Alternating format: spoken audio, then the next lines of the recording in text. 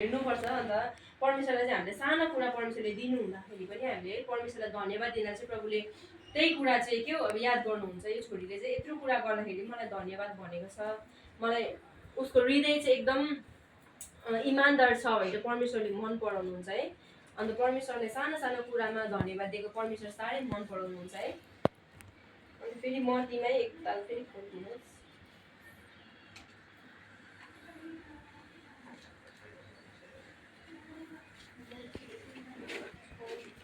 किन्ने अन्य जाति हो भने धेरै शब्दमा बोल्दा तिनीहरूको सुनाइ हुन्छ भन्ने तिनीहरू विचार गर्दछन्। यसकारण तिनीहरू जस्ता नहुँ, किनभने तिनीहरूले उहाँसँग माग्नभन्दा अघिबाटै तिनीहरूलाई कुन कुन कुराको खाँचो छ सो तिनीहरूका पिता जान्नुहुन्छ है।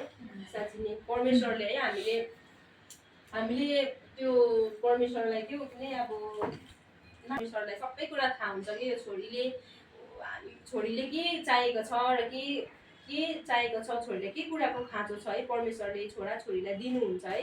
अन्त हामी चाहिँ त्यस्तै अब त्यो ढोङ्गे बाजी जस्तै अब त्यो ठुलो ठुलो साउन्डमा प्रार्थना गरेर त्यो यस्तो कुराहरू चाहिँ है नगरौँ। किनभने हामी एकदम आफ्नो भित्री कोठामा गएर है अँध्यारो रुममा गएर परमेश्वरसँग हामी जब बातचित गर्छौँ भने परमेश्वरले त्यो हाम्रो प्रार्थनाहरू सुनिदिनुहुन्छ है।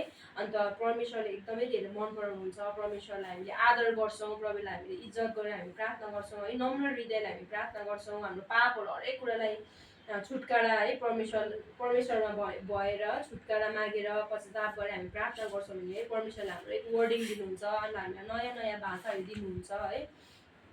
अन्त परमेश्वरलाई मन मन मन अब हुन्छ नि मन नदुख्ने कुराहरूमा हामीले गर्नु भएन है। हामी धेरै संसारमा व्यस्तता हुन्छौँ यो टाइममा त, तर हाम्रो आत्माले चाहिँ परमेश्वरलाई चाहन्छ, तर हाम्रो शरीरको हुन्छ। त्यही भएर हामी शरीरलाई पनि त्यति धेरै माया पनि गर्नु हुँदैन है।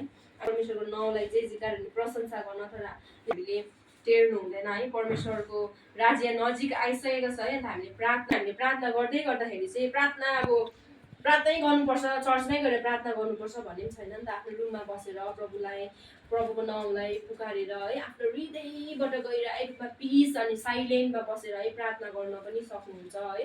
तपाईँहरू चर्चमै अब कति त हल्लामा डिस्टर्ब हुन्छ नि त प्रार्थनाहरू गर्दाखेरि, त्यही भएर कतिलाई मन पर्दैन है। अन्त साइलेन्टमा मलाई पनि त्यस्तै मनपर्छ। मलाई पनि पिसमा रहेर प्रार्थनाहरू गर्दा एकदमै धेरै मलाई पनि वर्डहरू आउँछ प्रभुसँग है, मलाई भएको कुराहरू। अन्त म प्रभुसँग प्रार्थनाहरू गर्दै गर्दा अनि प्रभु मैले अब प्रार्थना कस्तो प्रकारले गर्नुपर्छ भन्ने पवित्र आत्मालाई हामीले भन्छौँ भने पवित्र आत्माले हामी सिकाउनुहुन्छ। अन्त हुन्छ नि प्रार्थनाहरू गर्दै गर्दाखेरि टक टक टक एउटा कुराहरू दिनुहुन्छ परमेश्वरले, यसको लागि प्रार्थना गरियो